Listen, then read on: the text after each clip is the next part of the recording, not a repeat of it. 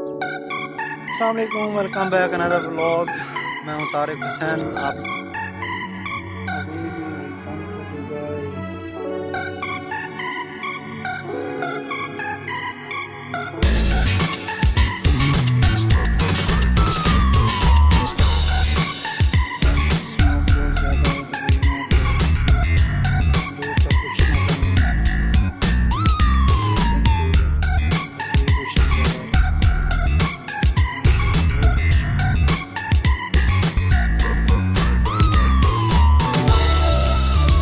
मैं दिखाने वाला हूँ आप लोगों को बहुत ही खूबसूरत, और वो है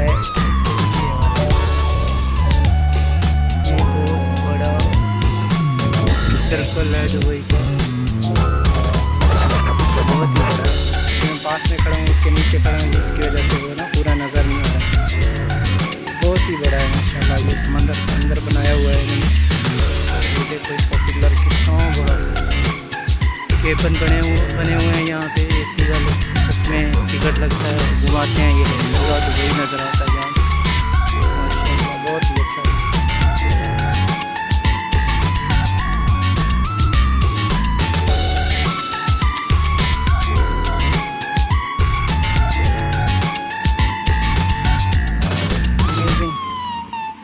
इतना बड़ा दुबई का सर्किल है, ये देख लो माशाल्लाह। It's big one.